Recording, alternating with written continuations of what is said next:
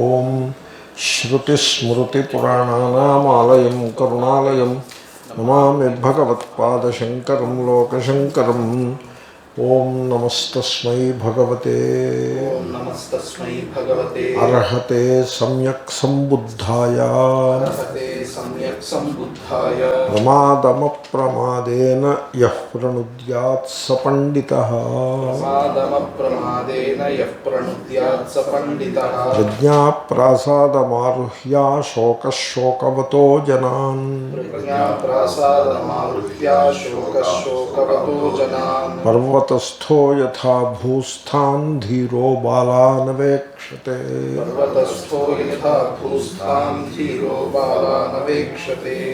ఆ యోగ దర్శనంలో కోట్ చేసిన వెర్సులో నాకు గుర్తున్నంత వరకు ప్రజ్ఞాప్రాసాదమారుహ్య అశోచ్య శోచతో జనాన్ అనుంది. ఇక్కడ అశోక శోకవతో జనాన్ అదే సేమే అర్థం ఉన్నది. పర్వతస్థ యథా భూస్థాన్ అదంతా కూడా మళ్ళీ సేమ్. పదముల్లో కొద్దిగా పదముల్లో తేడా ఉన్న దృష్టాంతం అదే. ఇక్కడ గమనించాల్సింది ఏమిటంటే knowledge versus creative intelligence, that is the topic. నేను ఆ టాపిక్ని హైలైట్ చేస్తూ వస్తున్నాను. జ్ఞానము వర్సెస్ ప్రజ్ఞ. ఇక్కడ ప్రజ్ఞాప్రాసాదమారుహ్య అనే పదాన్ని బుద్ధుడు ప్రయోగించినాడు. ఋతంభరా తత్ర ప్రజ్ఞ అని మనకి కనపడుతుంది. తర్వాత ప్రజ్ఞానం బ్రహ్మ, ప్రజ్ఞానేత్రో లోక. అక్కడ ప్రజ్ఞానేత్ర ప్రజ్ఞయా నీయతే లోక, అంచేత ప్రజ్ఞానేత్రో లోక అని ఈ విధంగా ఉపనిషత్తులు కూడా చెప్తున్నాయి. ఆ ప్రజ్ఞను ప్రజ్ఞ అంటే మన ఇంగ్లీష్ భాష తెలుగు భాషలో చెప్పాలంటే నాలెడ్జ్ అంటే తెలియుట, ప్రజ్ఞ అంటే నవోన్మేషశాలిని బుద్ధి అనేదో అర్థం చెప్తారు. కాబట్టి నాలెడ్జ్ అనే పదము ఇంగ్లీష్లో చెప్పినప్పుడు నాలెడ్జ్ అనే పదము అది ప్రజ్ఞ కాదు. అది ఈ నాలెడ్జ్ జ్ఞానము అనే పదము చాలా జనరల్ సెన్స్లో వాడతారు దాన్ని. ప్రతిదీ జ్ఞానమే. అయం ఘట అది జ్ఞానమై కూర్చుంటుంది. దానికి ఘట జ్ఞానము అని పేరు. మరి ఘటము సత్యం కాదు కదా, ఘటం మిథ్య కదా, దానికి అది కూడా జ్ఞానమే. సర్పజ్ఞానం, అయం సర్ప అన్నది కూడా జ్ఞానమే.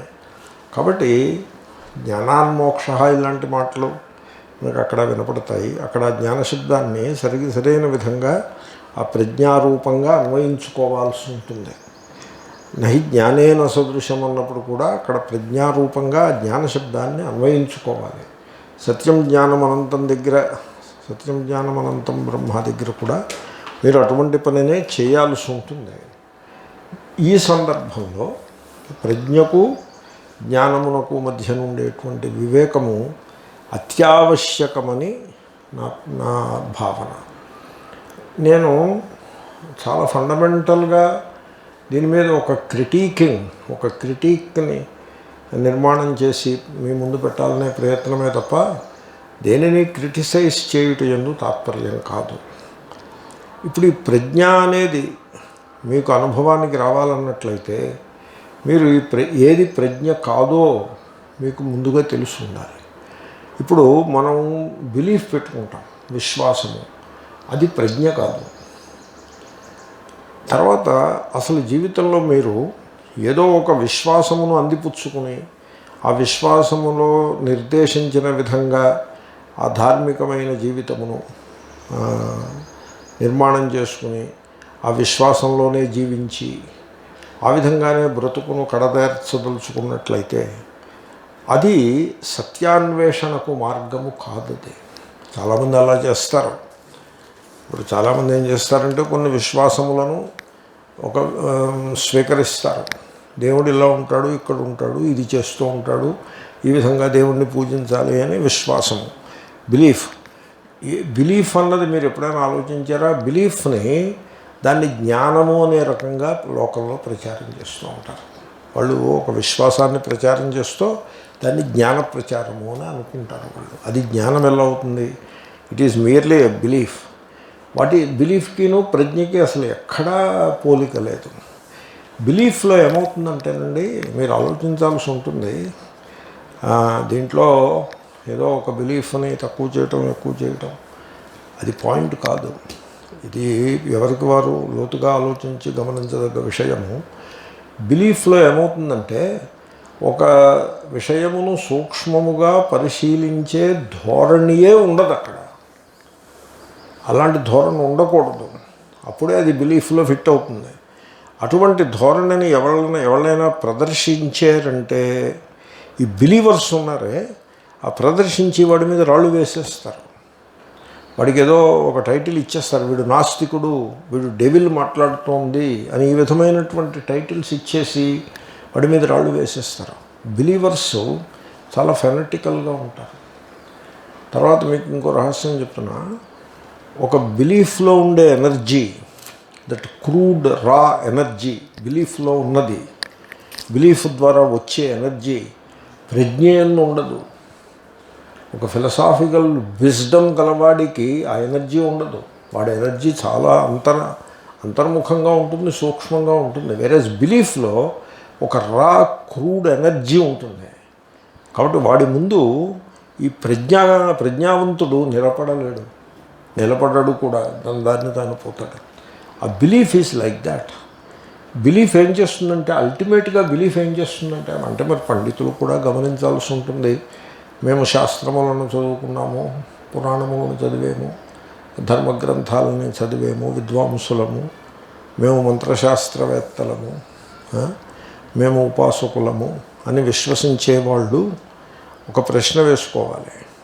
వాళ్ళు చెప్పేది, వాళ్ళు తమకి తాము ఆపాదించుకునే ఆ మహిమ అది సరి అయినదేనా? వారు కేవలము ఒక విశ్వాసాన్ని పట్టుకుని వేలాడుతూ ఉన్నారు. They are believers, they are not knowledgeable people. వాళ్ళు ప్రజ్ఞాశాలురేమీ కాదు, కేవలము ఒక నమ్మకాన్ని పట్టుకుని వేలాడుతున్నారు. ఈ నమ్మకం ఎక్కడి నుంచి వచ్చిందంటే దానికి ఎప్పుడూ ఆరిజిన్ ఉంటుంది. మీరు ఇన్వెస్టిగేట్ చేస్తే దొరుకుతుంది. ఇప్పుడు ఉదాహరణకు షిరిడి బాబా నమ్మకం ఉన్నది, ఒక మతపరమైన విశ్వాసంగా ఉన్నది, మంచిది. అది ఎప్పటి నుంచి వచ్చిందంటే it is not even 100 years old. మా చిన్నప్పుడు అయ్యప్ప అనే మాట అసలు మేము ఎరుగము. And therefore it must be some 100-200 years old. Venkateswara Swami temple గురించి ఆయన ప్రసాద్ గారు ఏదో చరిత్ర రాశారు. అదంతా చూసినట్లయితే లార్డ్ వెంకటేశ్వర ఆ రూపంగా భగవంతుని worship, it is not more than 1000 years old. 1000 years may be too big అనే పీరియడ్.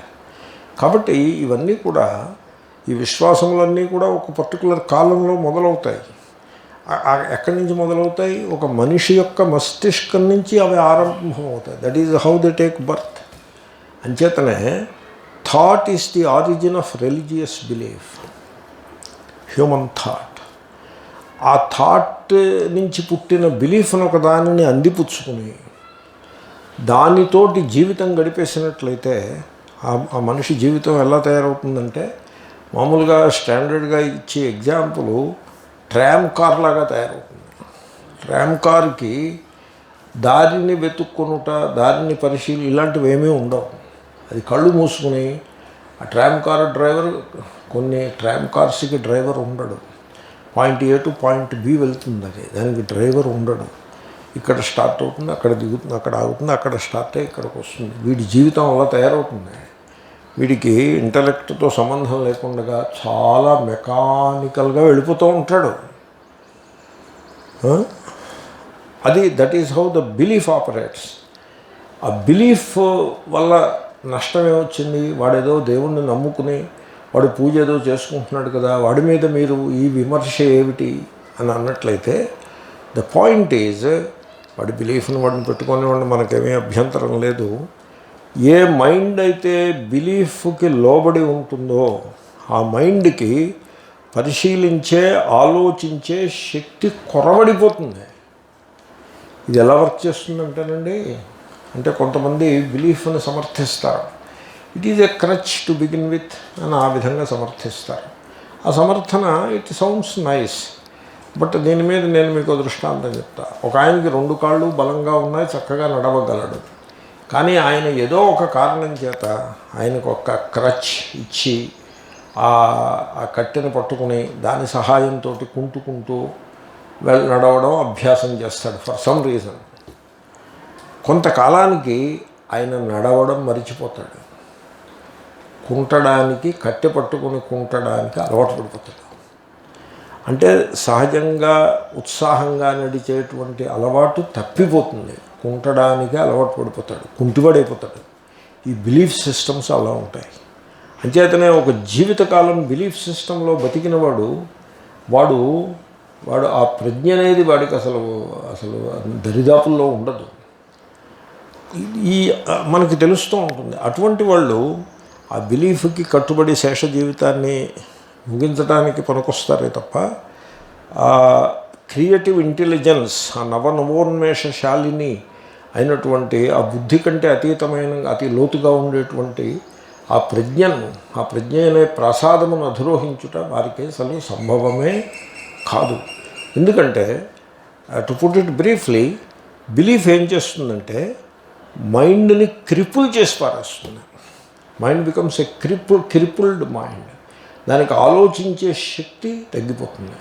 తర్వాత బిలీఫ్లో ఇంకో ప్రమాదం ఏమున్నదంటే భయమును అది సృష్టిస్తుంది. బిలీఫ్ ఎంజెండర్స్ ఫియర్ అనుకుంటారు. ఎందుకంటే నువ్వు నమ్ముతున్నావంటే అది క్వశ్చన్ చేసేవంటే ఫియర్ వచ్చేస్తుంది పిక్చర్లోకి. That is how the belief has a hold on the human mind through fear ద్వారా ఎంటైస్మెంట్ ఉంటుంది. నువ్వు ఈ బిలీఫ్లో కొనసాగితే నీకు లాభాలు వస్తాయి, నీకు ఉపకారం ఉంటుందని ఎంటైస్మెంట్స్, ఆకర్షణలు ఉంటాయి. More than the enticement hold of fear ఉంటుంది.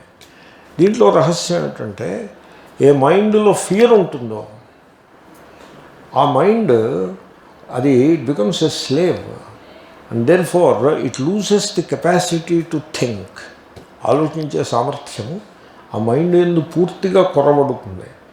అటువంటి మైండ్ తనని తాను రిఫైన్ చేసుకుని ఆ ప్రజ్ఞాప్రసాదము వైపు అది మూవ్ అవ్వడం అనేది సంభవమే కాదు.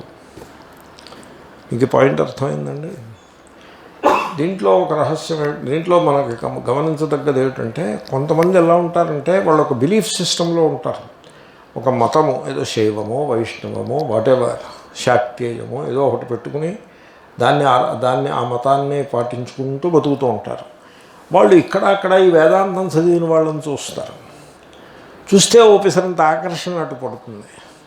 అరే మనం కర్మ ఉపాసనలో ఉండిపోయి జ్ఞానంలోకి వెళ్ళలేకపోయాము అనే ఆకర్షణ పడుతుంది. వాళ్ళు ఏమనుకుంటారంటే ఈ కర్మోపాసనల యొక్క కొనసాగింపు జ్ఞానము అని అనుకుంటారు. ఇంత కర్మ ఇంత ఉపాసన చేసిన మనకు జ్ఞానం మాత్రం ఏమంత కష్టమవుతుంది, ఓపిసరు మనసు దాని మీద పడేస్తే అది కూడా మనం స్వాధీనం చేసుకోవచ్చును అని అనుకుంటారు. అనుకుని వాళ్ళు ఏం చేస్తారంటే ఒక పద్ధతులు అంటే ఈ పండిత వర్గంలో ఏర్పడిన ఒక పద్ధతి కలదు. సంస్కృతం వచ్చిన వాళ్ళు అయ్యి ఉంటారు.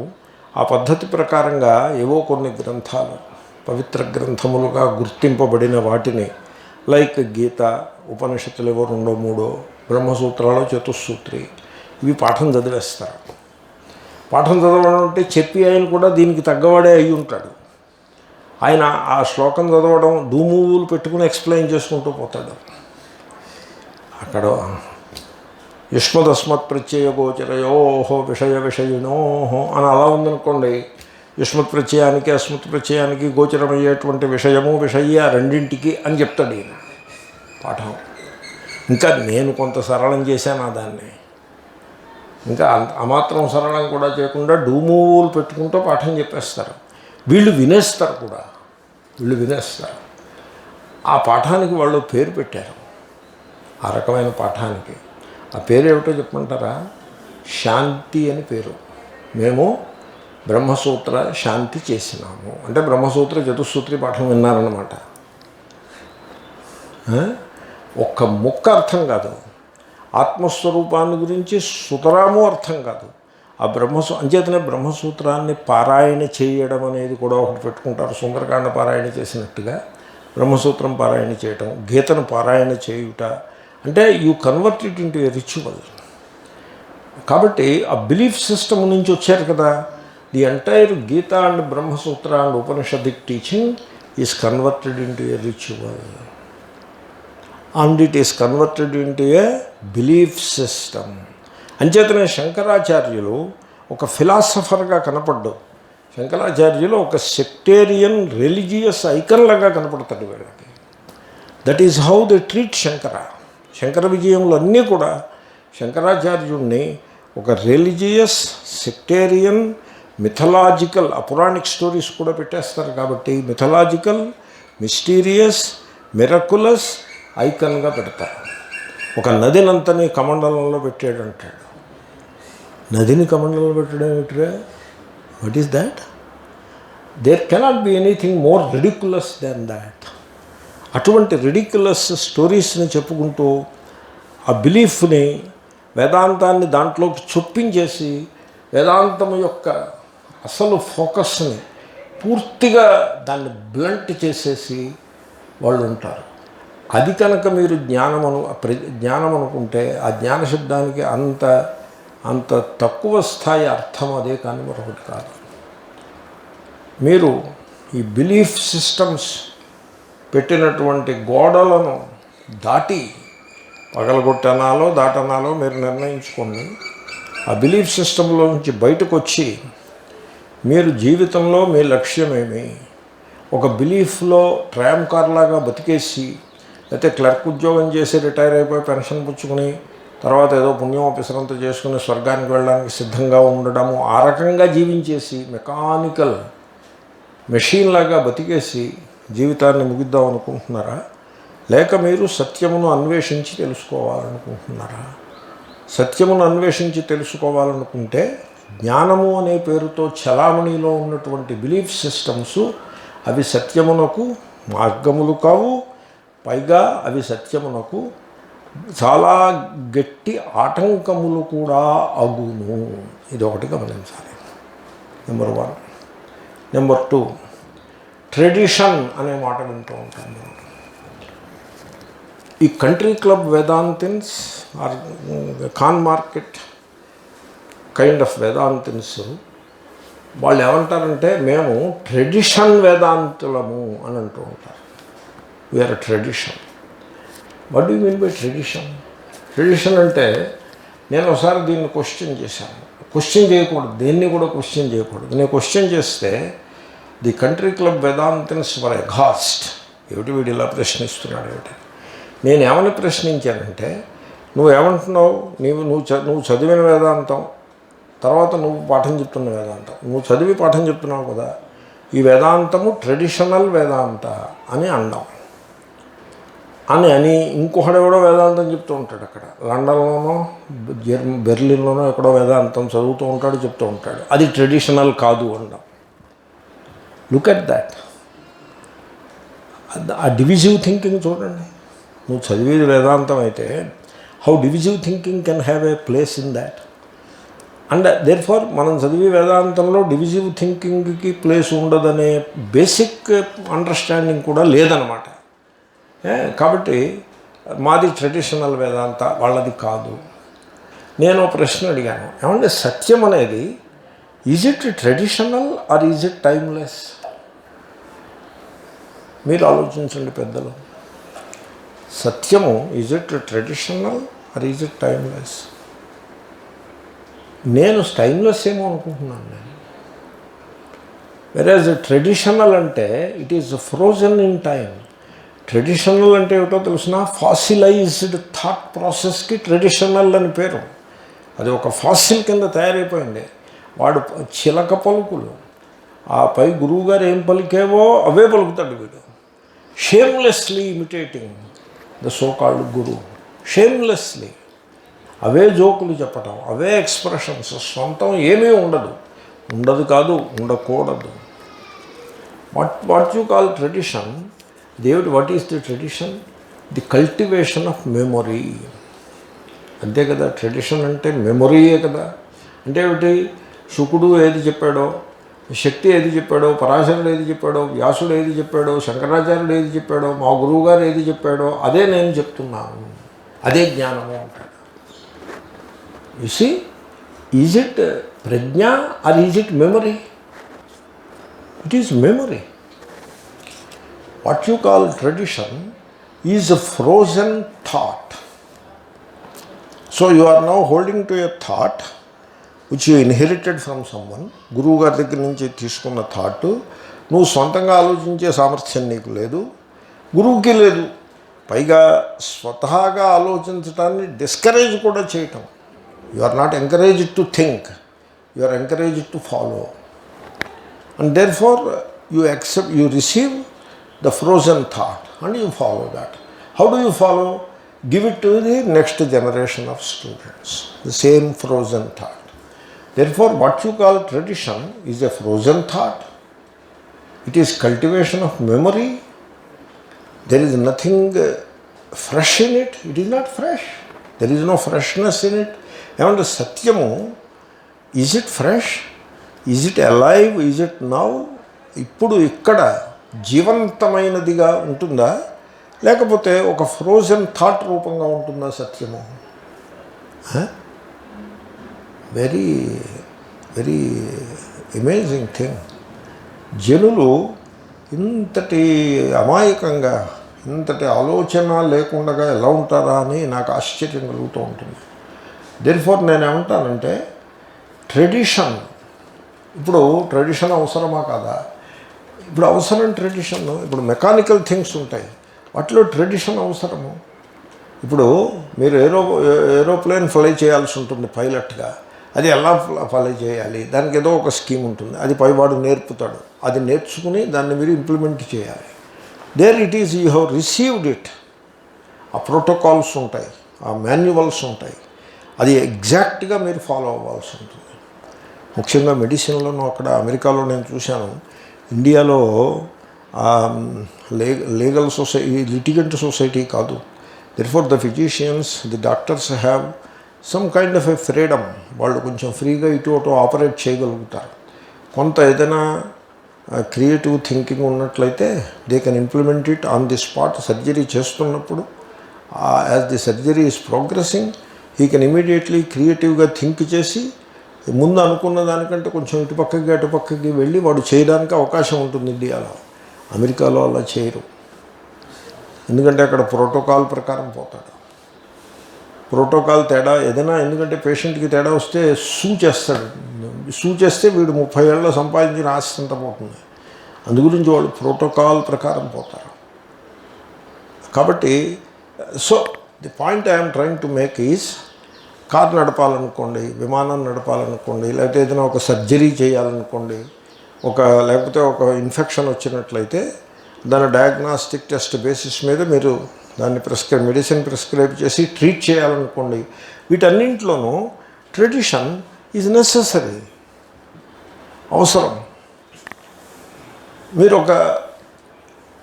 మీరు రీసెర్చ్ చేస్తున్నారనుకోండి, సైంటిఫిక్ రీసెర్చ్ చేస్తున్నారనుకోండి, అక్కడ if you are devoted to 100% tradition, will you be able to discover anything? Tradition అవసరం అవుతుంది. అక్కడ కూడా ట్రెడిషనల్ నాలెడ్జ్ మీరు అందిపుచ్చుకుంటారు. ఒక రియాక్షన్ని మీరు డిజైన్ చేస్తారు. ఆ డిజైన్ చేసే టైంలో బ్యాక్గ్రౌండ్ నాలెడ్జ్ అంతా మనసులో పెట్టుకుని డిజైన్ చేస్తారు, దాన్ని అబ్జర్వ్ చేస్తారు, ఇంప్లిమెంట్ చేస్తారు. ఆ టైంలో ఆ background knowledge, the traditional knowledge మీ బుద్ధి అన్న ఉండదు. బుద్ధి ఎంటీగా ఉంటుంది, ఎలర్ట్గా ఉంటుంది. ఆ రియాక్షన్ అని చాలా కాషస్గా మీరు అబ్జర్వ్ చేస్తూ ఉంటారు. Then you find something novel, something న్యూని మీరు కనిపెడతారు. That is how scientist works. Therefore scientist అన్నవాడు బర్డెన్డ్ బై ట్రెడిషనల్ నాలెడ్జ్గా ఉంటే కొత్త సంగతిని కనుక్కోనగలుగుతాడా? కనుగొనలేడు. అర్థమైంది కదండి పాయింట్ అది. సరిగ్గా మీకు సైంటిస్ట్ ఎలా ఉంటాడో వేదాంత విద్యార్థి అలా ఉండాల్సి ఉంటుంది. వాడు ఆ ట్రెడిషనల్ నాలెడ్జ్ అనే మహాభారాన్ని మోస్తూ, దీని నుంచి మనం ఇటు అటు కదలకూడదు, బెసగకూడదు, దీంట్లోనే ఉండాలి, లేకపోతే మనకి పాపం వస్తుందనే భయానికి కూడా బానిసయ్యాయి వాడు వేదాంతమును అధ్యయనం చేసినట్లయితే వాడు సత్యాన్వేషకుడు కానే కాడు. వాడు సత్యాన్ని అన్వేషించుటమే లేదు. కాబట్టి వాడికి సత్య సాక్షాత్కారము కలిగే అవకాశమే లేదు. ఈ ట్రెడిషన్ అనేది మోడర్న్ టైమ్స్లో ముఖ్యంగా కంట్రీ క్లబ్ కైండ్ ఆఫ్ వేదాంతిన్స్లో ఇది ఒక పెద్ద టైటిల్ కింద పెట్టేసుకుని మేము ట్రెడిషనలిస్ట్స్ అనేటువంటి పేరు పెట్టుకుని ఫలానా వాడు ట్రెడిషనలిస్ట్ కాదు. ఇప్పుడు రమణ మహర్షి ట్రెడిషనలిస్ట్ కాదు. ఒకడు వేదాంతి ఉంటాడు, వాడేమో ఆ క్యాస్ట్ డిస్టింక్షన్స్ని పర్ఫెక్ట్గా మెయింటైన్ చేసుకుంటూ ఈ క్యాస్ట్ వాళ్ళు తప్ప మిగతా క్యాస్ట్ వాళ్ళు ఎవరికి కూడా ధర్మమునందు అధికారము యోగ్యత లేదనేటువంటి ఒక ఖచ్చితమైన నిశ్చయంలో ఉంటూ ఆ సర్కిల్లోనే ఆ కంచె లోపలనే మానసికమైన హెడ్జి చేయి ఆ లోపలే ప్రవర్తిస్తూ ఆ పైవాళ్ళు బట్టి పట్టినవే తనకు మళ్ళీ బట్టి పట్టుకుని అవే పాఠం చెప్పుకుంటూ అవే పారాయణ చేసుకుంటూ ఉంటాడు. ఉండి వాడు ఏమంటాడు, రమణ మహర్షి ట్రెడిషనలిస్ట్ కాదంటాడు. ఆయనకి దండం కూడా పెట్టాడు. Can you believe it? So therefore this so-called tradition has become a huge obstacle, and in recent times Vedanta teaching lo the so-called tradition has become a big obstacle. Tradition అవసరం మెకానికల్ థింగ్స్లో, day to day థింగ్స్లో ఏ విషయములైతే memory మీద ఆధారపడి ఉంటాయో వాటన్నిటి సందర్భములలో ట్రెడిషన్ హ్యాజ్ ఎ ప్లేస్. ఆ ట్రెడిషన్ ఉదాహరణకి మీకు సోకాల్డ్ ట్రెడిషనల్ అనదగ్గ నాలెడ్జ్ కనుక లేకపోతే మీరు కారు నడపలేరు. కారు నడపాలంటే నాలెడ్జ్ ఉండాలి. ఎటువంటి నాలెడ్జ్ అయి ఉండాలి? That must have been traditional in nature in a given context up to in a particular model. అది మీరు ఇన్హెరిటెడ్ నాలెడ్జ్ అయి ఉండాలి, మెమొరీ బేస్డ్ నాలెడ్జ్ అయి ఉండాలి.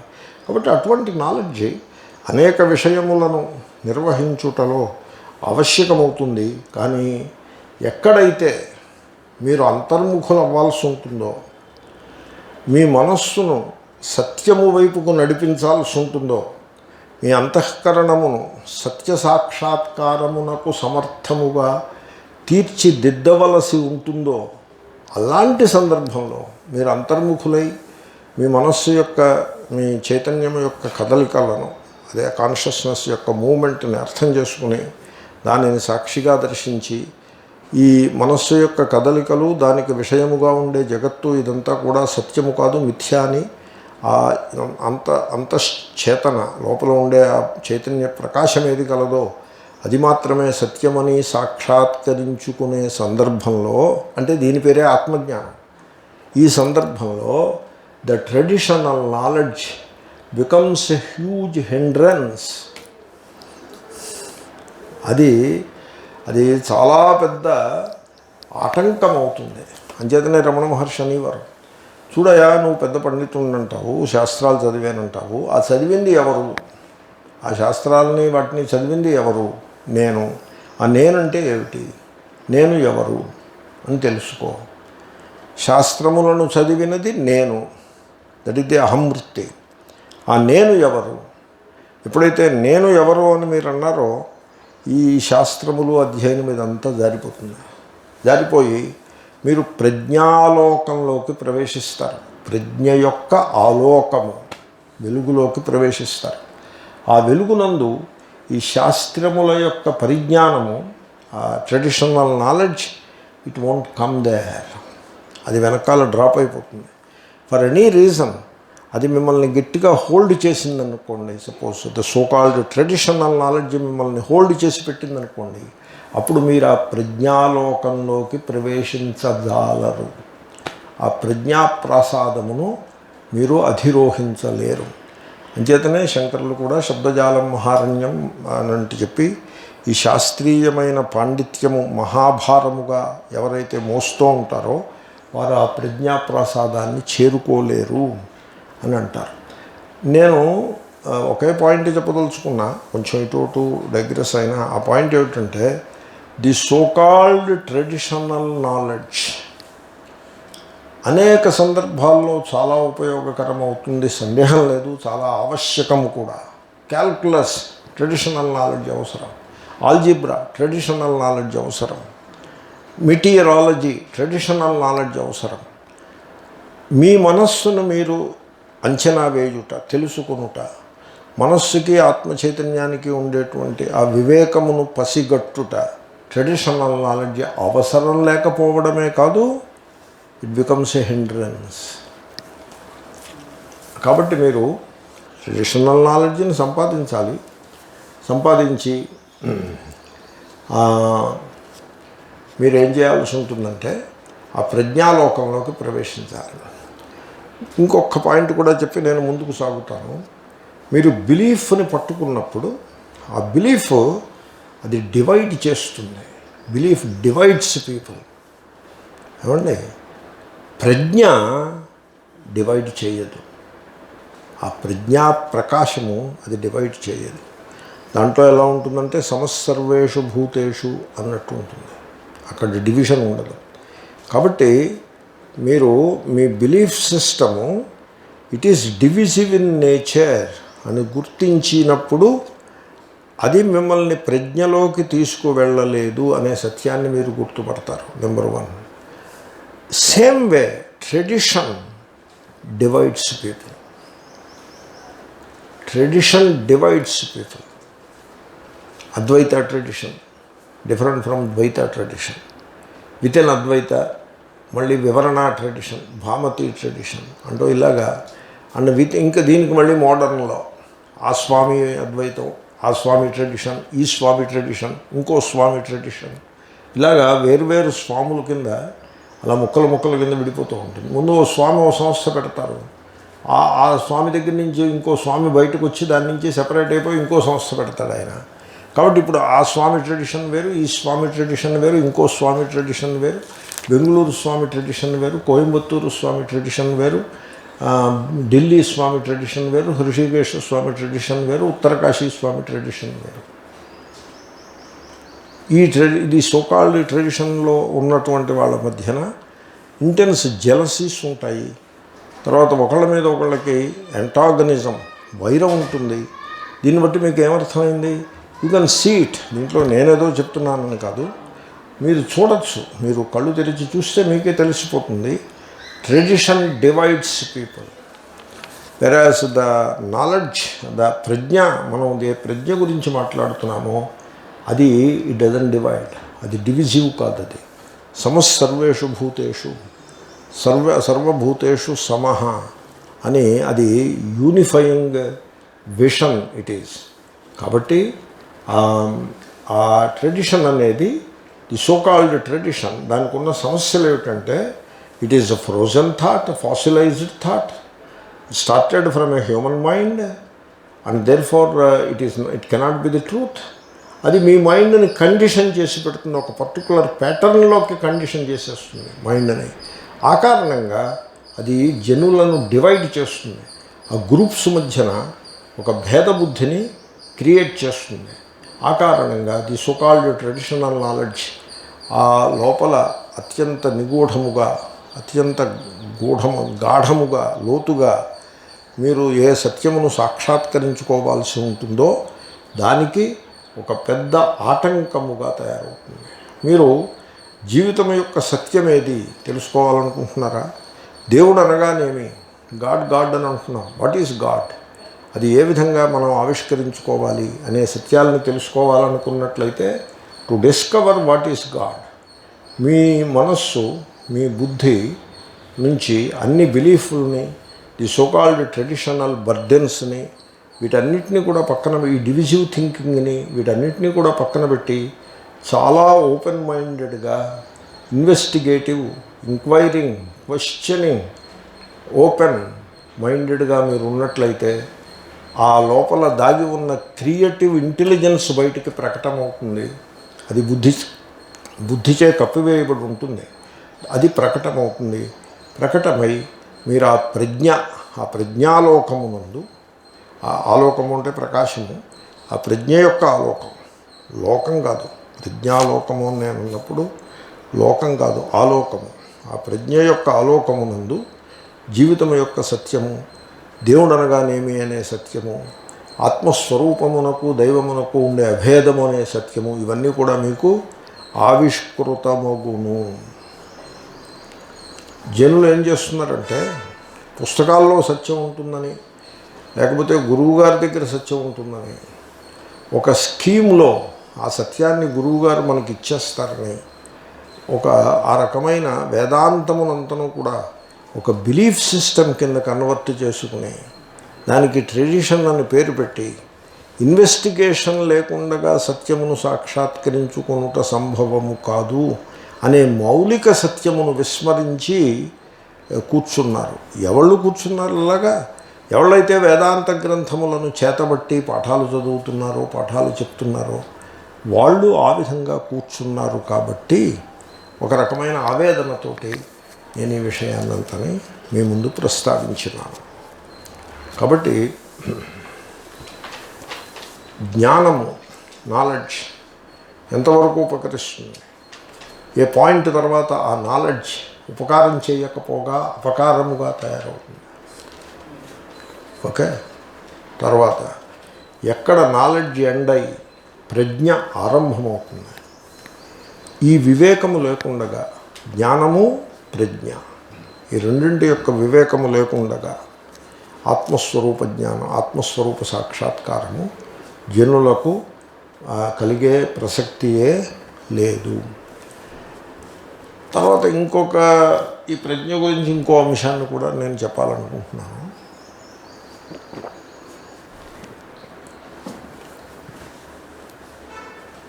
మనస్సు యొక్క మూమెంట్, బుద్ధి, ఇంటలెక్ట్ మీరు తీసుకోండి. జ్ఞానం అని అంటున్నాం కదా, ఇంటలెక్ట్ యొక్క మూమెంట్ ఎలా ఉంటుంది అంటే it moves from the known to the known. ఎందుకంటే intellect is memory, memory is accumulation. సంచయనము చేసిన సమాచారమే మెమరీ. దాని నుంచి పుడుతుంది థాట్. థాట్ ఎక్కడి నుంచి పుడుతుందండి? మెమరీ నుంచి పుడుతుంది.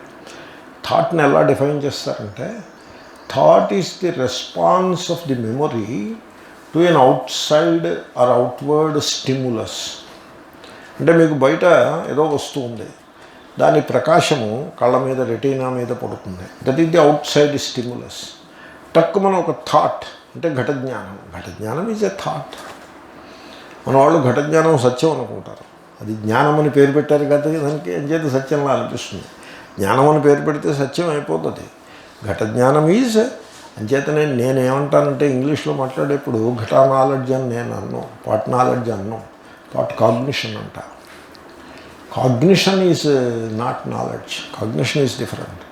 కాబట్టి ఘట జ్ఞానము కలిగినది, ఈ ఘట జ్ఞానము సత్యం అనుకుంటాడు. ఇప్పుడు ఈ ఘట జ్ఞానం ఎలా కలిగింది? మెమరీ నుంచి వచ్చింది. మెమరీలో ఘటము ఉన్నది, మెమరీలో ఘట సంస్కారము గలదు. అంచేతనే ఘట జ్ఞానం కలిగింది. అంచేతనే ఘట సంస్కారం కలవానికి మాత్రమే ఘట జ్ఞానం కలుగుతుంది. ఘట సంస్కారం లేని వానికి మీరు ఘటాలు 100 పెట్టినా వాడికి ఘట జ్ఞానం కలుగదు. కాబట్టి what is thought now? Thought is response of the memory to an outward stimulus. నేను అవుట్వర్డ్ని పూర్తిగా డిస్మిస్ చేయలేదు.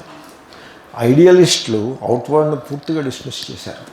విజ్ఞానవాదులు ఏమన్నారంటే అవుట్ సైడ్ స్టిమ్యులస్ ఏమక్కర్లేదు, ఆ ఘట సంస్కారమే ఘట రూపంగా ప్రకాశిస్తుంది అని చెప్పేసి వాళ్ళని ఐడియలిస్టులు అంటారు. వేదాంతులు ఐడియలిస్టులు కాదు. They are neither idealists nor realists, they go beyond both. కాబట్టి సో ఆ విధంగా thought moves in the field of the known. Known ఏది పూర్వమే జ్ఞాతమైనదో అక్కడనే థాట్ ప్రసరిస్తూ ఉంటుంది. జ్ఞాతము నుండి జ్ఞాతములోనికి, నోన్ టు నోన్ ఆ థాట్ మూవ్ అవుతూ ఉంటుంది. సపోజ్ ఆత్మ గలదు, ఆత్మ నోనా అన్నోనా? It is the unknown, unknowable also. Unknown and unknowable. Thought cannot reach there. ఎందుకంటే thought can only move from the known to the known. It cannot move from the unknown, move from the known to the unknown. అంచేతనే యతో వాచో నివర్తంతే అప్రాప్య మనసా సహా. మీరు tradition, belief అని పట్టు కూర్చున్నారనుకోండి, అప్పుడు మీ moment, ఇప్పుడు belief వాడికి ఆత్మస్వరూపం తెలిసే ప్రసక్తే లేదు అని చెప్పడం అవసరమే ఉండకూడదు. అలాంటి అవసరమే ఉండకూడదు. ఎందుకంటే బిలీఫ్ ఈజ్ మతం, ఇది ఫిలాసఫీ. అది religion, this is philosophy, two separate contexts. కాబట్టి that is not the same as this అని చెప్పాల్సిన అవసరం అక్కర్లేదు. కానీ అవసరం వచ్చి పడింది. ఎందుకని? ఫిలాసఫీని, అద్వైత వేదాంతాన్ని మన వాళ్ళు ఒక రిలిజియన్ కింద తీర్చిదిద్దారు. శంకరాచార్యుల్ని ఒక రిలీజియస్ ఐకన్ చేసి కూర్చోబెట్టారు. ఒక ఫిలాసఫర్ని, యూనివర్సల్ ఫిలాసఫర్ని రిలీజియస్ ఐకన్గా తయారు చేసి కూర్చోబెట్టడం అన్నది it is the greatest disservice. శంకరులకి మనం చేసిన డిస్సర్వీస్ అది. శంకరాచార్యుల విగ్రహం పెట్టి పాలతోటి నీళ్లతోటి అభిషేకం చేయటం శంకరుని యొక్క సిద్ధాంతానికి అపచారం అది. That is how you have to understand. Because you have religionized a philosopher. దానివల్ల రిలిజియన్కి ఉపకారం ఏమి ఉండదు. రిలిజియన్లో అనేక విగ్రహాలు ఉన్నాయండి, ఇంకో విగ్రహం మీరు పెడితే ఎంత పెట్టకపోతే ఎంత. కానీ ఫిలాసఫీకి లాస్ అది. కాబట్టి belief has nothing to do with the ప్రజ్ఞ అని చెప్పాల్సిన అవసరం ఉండకూడదు, కానీ ఉంది. ఎందుకంటే ప్రజ్ఞకు విషయమైన ఫిలాసఫీని బిలీఫ్ సిస్టంలోకి మార్చారు. కాబట్టి బిలీఫ్కి ఒక ఫుల్ స్టాప్ పెట్టవలసిన అవసరం ఉన్నది. అందుకోసం నేను బిలీఫ్ గురించి చెప్పాను. తర్వాత ట్రెడిషన్ అని పెద్ద హైప్ క్రియేట్ చేసి ట్రెడిషన్ వల్లనే నీకు జ్ఞానం కలుగుతుందనేటువంటి ఒక సెల్ఫ్ సర్వింగ్ ఒక ప్రిన్సిపల్ని ప్రచారం చేసి, అది self serving. It is a kind of a height and egoic aggrandizement. అది అంతకంటే వేరే ఏమీ కాదు. అది you are not promoting tradition, you are promoting yourself in the name of tradition. That is how it is. Very unfortunate.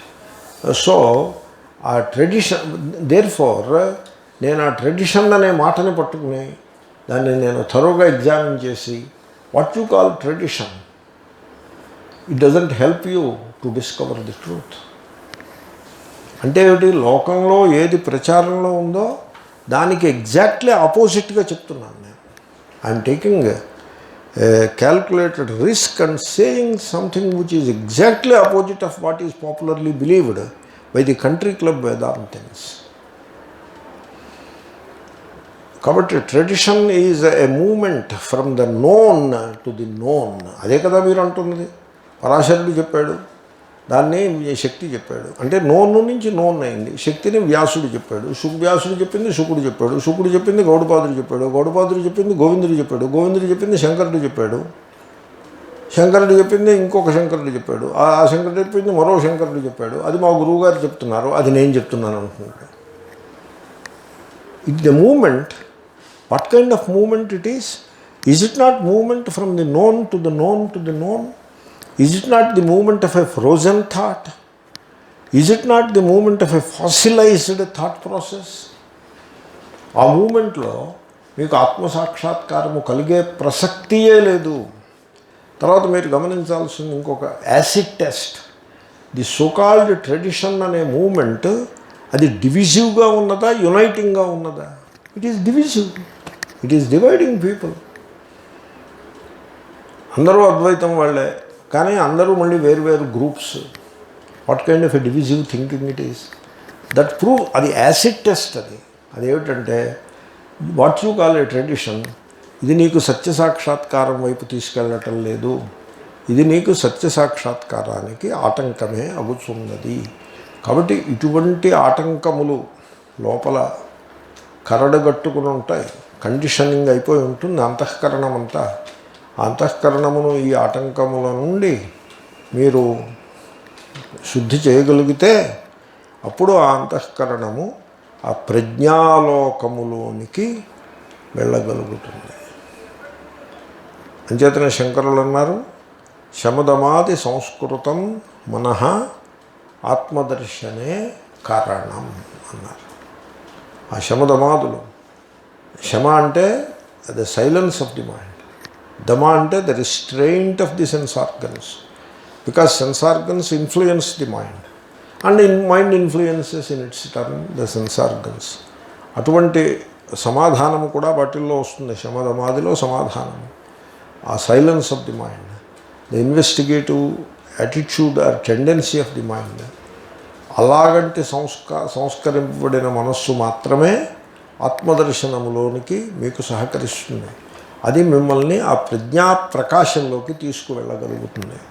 ఆ ప్రజ్ఞాప్రకాశంలో మీరు ఉన్నట్లయితే మీకు స్పష్టంగా తెలుస్తూ ఉంటుంది, ఈ జగత్తులో శోకించవలసినది ఏదీ లేదు.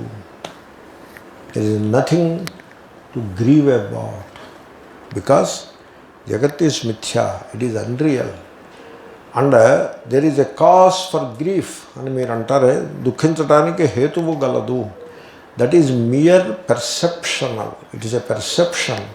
మీరు ఆ విధంగా దానిని చూచి ఆ విధంగా దానిని వ్యాఖ్యానం చేసుకుని అది దుఃఖహేతువుగా నిర్ధారించుకుని మీరు దుఃఖిస్తున్నారు.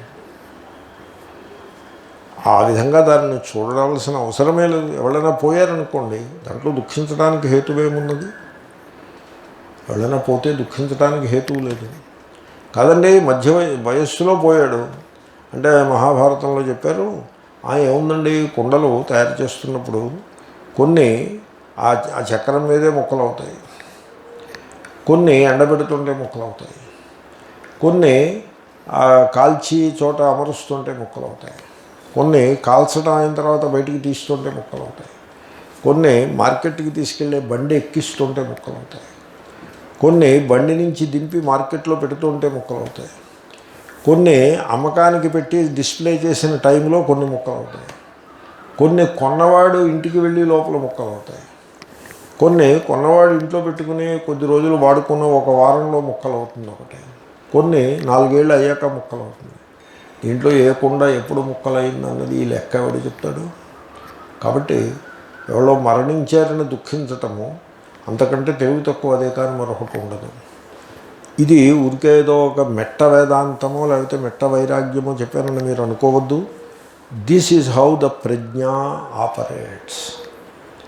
దిస్ ఈజ్ ట్రెడిషనల్ పీపుల్ని అడగండి, దుఃఖించిన దానికి తీరు చూస్తే వీళ్ళు వేదాంతులేనా? అసలు వీళ్ళకి అసలు వేదాంతం అనేది వీళ్ళ దరిదాపుల్లో లేదు అని ప్రూవ్ అయిపోతుంది. The so called traditional people, when some elderly man dies, the way they cry, the way they create a hype, the way they mismanage things, వాళ్ళు చేసే తుంటరిదనమును చూసినట్లయితే వీళ్ళు వేదాంతులు కాకపోవడమే కాదు, వీళ్ళకి అసలు వేదాంతమునకు అర్హతయే లేదు అని అనిపించి ఇట్లా ఉంటుంది. అంతటి దుస్థితి ఎందుకు వచ్చిందంటే ఆ traditional burden of knowledge, the so called burden of knowledge వాళ్ళ యొక్క ప్రజ్ఞాచక్షువును మూసివేసినది. కాబట్టి ఆ ప్రజ్ఞను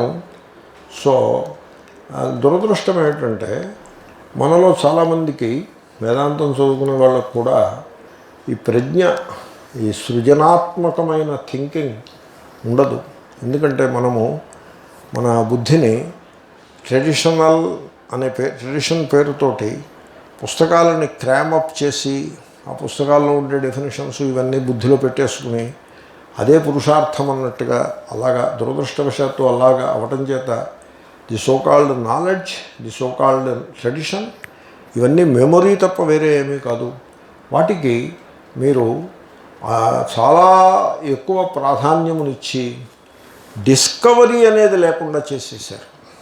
the mind must be free to discover చేయాలంటే ఫ్రీగా ఉండాలి.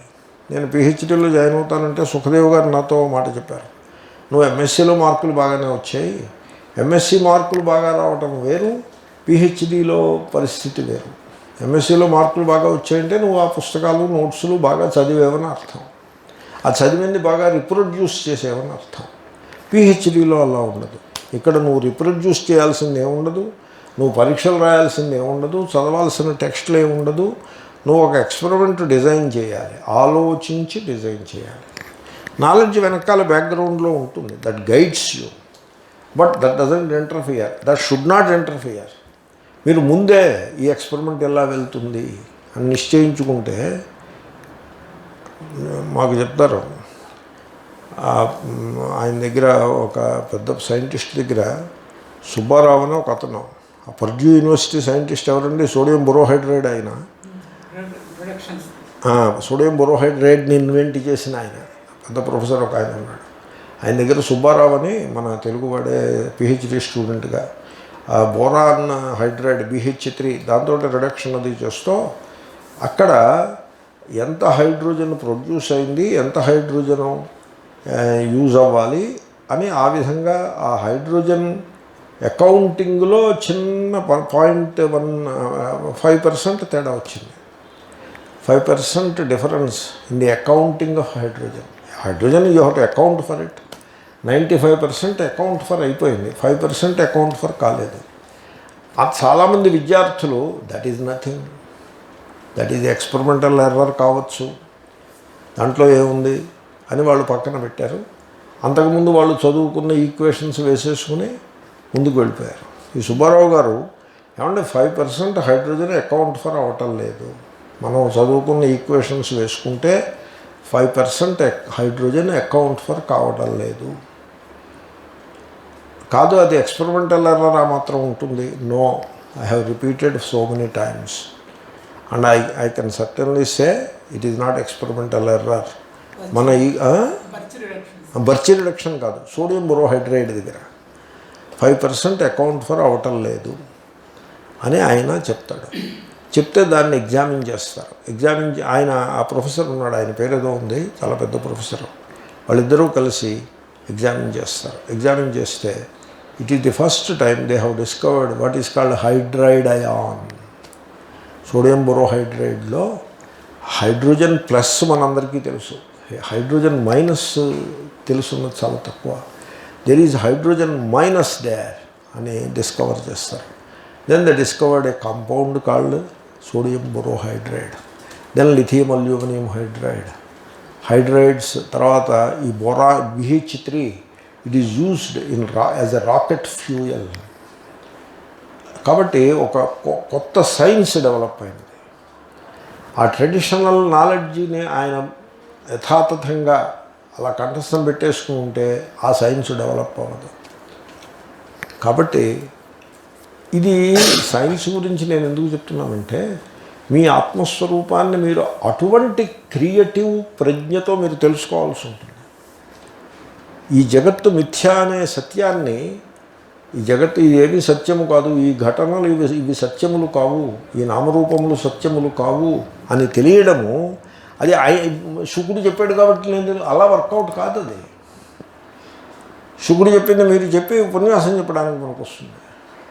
ఈ నామరూపములు సత్యము కాదు అని మీరు తెలుసుకోవాలన్నట్లయితే అది ఒక క్రియేటివ్ ఇంటెలిజెన్స్ తోటి, అంటే ఈ ట్రెడిషనల్ బర్డెన్ పెట్టుకోకుండా ఓపెన్ మైండ్తో ఈ నామరూపములను ఎగ్జామిన్ చేసి ఆ నామరూపములకు ఈ బుద్ధి ఏ విధంగా రెస్పాండ్ అవుతుంది అని అంతర్ముఖులుగా మీరు పరిశీలించినప్పుడు నామరూపములు సత్యము కావు. ఈ శోకమునకు తావు లేదు, మనం అనవసరంగా శోకిస్తున్నాము, శోకమునకు తావు లేదు. ఆత్మస్వరూపంలో శోకమునకు తావు లేనే లేదు, అది ఆనందస్వరూపం. అది అక్కడ శోకం ఎందుకని అని వాడు డిస్కవర్ చేసుకుని శాంతముగా ఉంటాడు. అది ముక్తి. ఆ ఆలోకము, ఆ వెలుగు, అది ప్రజ్ఞా ఆలోకము. ప్రజ్ఞా ఆలోకము. ప్రజ్ఞాలోకం అంటే మీరు స్వర్గలోకం అనుకుంటారేమో, నేను అన్నిసార్లు చెప్తున్నా. ఆ ఆలోకము అది దాన్ని ఈ బిలీఫ్ ట్రెడిషన్ ఈ బంధముల నుండి తొలగిన వాడు మాత్రమే దానిని పట్టుకొనగలుగుతాడు. అది ఆ ప్రజ్ఞాలోకాన్ని మీరు ఎప్పుడైతే అనుభవానికి తెచ్చుకుంటారో అప్పుడు జీవితంలో ఒక పూర్ణత్వం అనుభవానికి వస్తుంది. ఎటువంటి పూర్ణత్వము అంటే ఆ పూర్ణత్వమును ఈ ప్రాపంచిక విషయములు కలుషితము చేయజాలవు. అటువంటి ఒక పూర్ణత్వాన్ని మీరు అనుభవానికి తెచ్చుకోగలుగుతారు. అటువంటి పూర్ణత్వం మీకు అనుభవానికి వచ్చినప్పుడు మీరు ఇతరుల వ్యక్తులతో ఉండే రిలేషన్షిప్స్ ఏవైతే ఉంటాయో ఈ జగత్తుతో, కుటుంబంలో ఉన్నట్లయితే కుటుంబ సభ్యులతో, ఒకవేళ సన్యాసం పుచ్చుకున్నా కూడా శిష్యులు లేకపోతే కొలీగ్స్ ఉంటారుగా, వాళ్ళతో రిలేషన్షిప్ ఉంటుంది కదా. ఈ రిలేషన్షిప్స్ అన్నింటిలో కూడా ఆ పూర్ణత్వం అనుభవానికి వస్తుంది. అది మాటలో, చేష్టలో, సంకల్పంలో సర్వత్రా కూడా ఆ పూర్ణత్వం అనుభవానికి వస్తూ ఉంటుంది. మీకు రహస్యం చెప్తా. ఏమంటే ఆత్మ పూర్ణము, ఆత్మ ఇది పూర్ణము, దిస్ ఇస్ ది ఫుల్నెస్, అలా ఏమి ఉండదు. Suppose you say like that, then that becomes అనాత్మ కదా. అది ఆత్మ ఎలా అవుతుంది? ఇదంలో పడిపోతుంది. అది తర్వాత ద సెన్స్ ఆఫ్ అదర్నెస్ వచ్చేస్తుంది. ఏమండో ఆత్మ పూర్ణమండో నాకు తెలిసిపోయింది ఆత్మ పూర్ణం అన్నాడు అనుకోండి, ఇప్పుడు ఆ పూర్ణం వీడు ఇక్కడ నిలబడి ఉన్నాడు, ఆ పూర్ణం అక్కడ నిలబడి ఉంది. It is the sense of otherness. కాబట్టి మీకు సత్యము ఇదిగో సత్యము అలాగేమీ సాక్షాత్కారము అలా ఇదిగో సత్యమని సాక్షాత్కరించింది అనుకోండి, అది మెంటల్ కాన్సెప్ట్ ట్రూత్ అవుతుంది తప్ప ట్రూత్ అవ్వదు. సత్యము సత్యము అనుభవానికి వస్తుంది, పూర్ణత్వము అనుభవానికి వస్తుంది, అనుభవంలో పూర్ణత్వము ప్రకటమవుతుంది. ఎలాగో తెలుసిన, ఇప్పుడు మీరు ఒక సుగంధ ద్రవ్యం ఉన్నది, ఆ సుగంధ ద్రవ్యం తీసుకొచ్చి ముక్కులో పెట్టుకోరు, దాన్ని ఆ లడ్డూ తయారు చేసేప్పుడు దాంట్లో వేస్తారు. వేస్తే ఆ లడ్డూ తింటూ ఉంటే మీకు ఆ సుగంధం అనుభవానికి వస్తుంది. ఆ రకంగా ఇదిగో ఆత్మ పూర్ణము సత్యము అలాగే టేబుల్ మీద పెట్టిది ఏమీ కాదు. అది ఆ పూర్ణత్వం మీకు ఎలా అనుభవం, సత్య సాక్షాత్కారము ఏ రకంగా అనుభవానికి వస్తుందంటే మీ థాట్లో ఆ సత్య సాక్షాత్కారము మేనిఫెస్ట్ అవుతుంది. అంటే ఆల్ డివిజివ్ థింకింగ్ పోయి ఇంటిగ్రేటెడ్ యూనిఫైడ్ థింకింగ్ వస్తుంది. సర్వభూతేషు సమస్సర్వేషు భూతేషు, అది థాట్ ప్రాసెస్. సమస్సర్వేషు భూతేషు శత్రు మిత్రభావము లేకుండా సమశత్రౌచ మిత్రేచ. చూడండి అక్కడ, that is the thought. In that thought ఆ సత్యము మీకు ప్రకాశిస్తుంది. సుగంధ ద్రవ్యము మెటీరియల్లో వచ్చినట్టుగా తర్వాత మీరు మాట్లాడతారు. ఆ మాట్లాడడంలో, ఆ చిరునవ్వులో, ఆ ముఖ కవళికలలో ఆ సత్యము ప్రకాశిస్తుంది. తర్వాత మీరు పని చేస్తారు, ఆ పనిలో ఆ సత్యం ప్రకాశిస్తుంది. ఆ విధంగా the truth can only be discovered in action. మీ సంకల్పములను, భాషణ లేకపోతే పలుకులను, చేష్టలను అన్నింటిలోకి ప్రవహించి వాటిని సంపన్నము చేస్తూ వాటిలో తన యొక్క మహిమను, తన యొక్క ఫ్రాగ్రెన్స్ని ప్రకటింపజేస్తూ ఆ సత్యము అనుభవానికి వస్తుందే తప్ప ఇన్ రిలేషన్. అందుకోసమే నేను ఇన్ రిలేషన్ అన్నా. అలా రిలేషన్లో అనుభవానికి వస్తుందే తప్ప ఇదిగో సత్యము నాకు దొరికిపోయింది అలా అనుభవానికి వచ్చేది కాదు. అది అలా అనుభవానికి వచ్చేది అయితే అదో మిరకిలో ఒక మిస్టీరియస్ థింగ్గానో తయారవుతుంది. అంటే మళ్ళీ పెర్సెప్చువల్ అయి కూర్చుంది. పెర్సెప్చువల్ కాదు, పెర్సెప్షనల్ అవుతుంది. అంటే మీ ఊహ తప్ప అంతకంటే వేరే ఏమీ కాదు. కాబట్టి ఆ ప్రజ్ఞ, దాన్ని చాలా కాషస్గా అర్థం చేసుకోవాల్సి ఉంటుంది. ఆ ప్రజ్ఞ గురించి నేను గత 60 నిమిషాలు దాంతో గిలగిల కుస్తీ పట్టాను. I hope it has some meaning for you. ఓం పూర్ణమదః పూర్ణమిదం పూర్ణాత్ పూర్ణముదచ్యతే పూర్ణమాదాయ పూర్ణమేవావశిష్యతే. శాంతి శాంతి శాంతి.